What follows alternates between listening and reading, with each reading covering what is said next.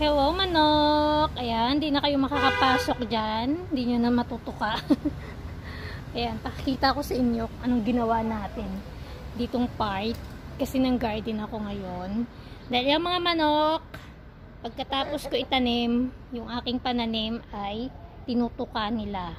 Bukod sa may makulit na aso, may pisting manok, at yung ibon. Nauubos at nakakalbo yung pananim namin dahil sa kanila.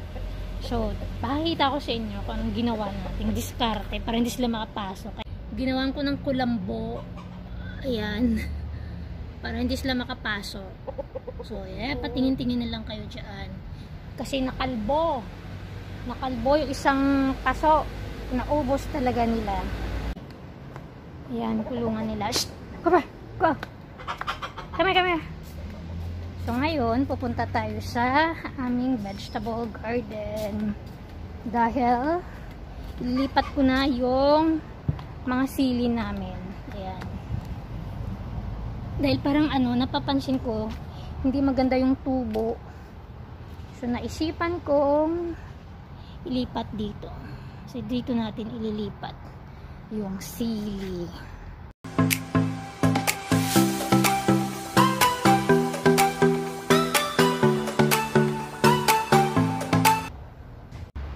Ayan guys, ayan, kung nakikita nyo, binunot ko yung sili dyan banda, tapos lilipat natin dito.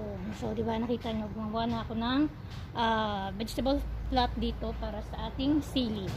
So kung kukulangin tayo, may mga tanim-tanim pa ako dyan. Maraming siya akong tanim na sili, yung hinahagis ko lang sa mga paso. Ayan o, tataba na.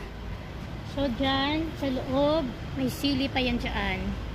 Ayan, nataba na yung mga pananim natin. So, ngayon, papakita ko sa inyo yung aking ampalaya.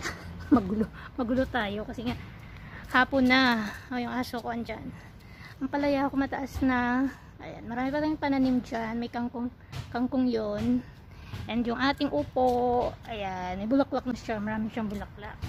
So, ngayon, ililipat na natin yung sili kasi paborito namin.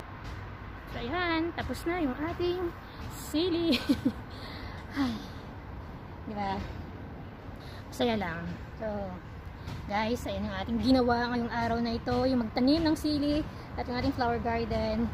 So marami pa tayong gagawin actually kasi nga sinasabi ko na kakatapos lang ng pintura ng bahay namin kaya maraming kalat.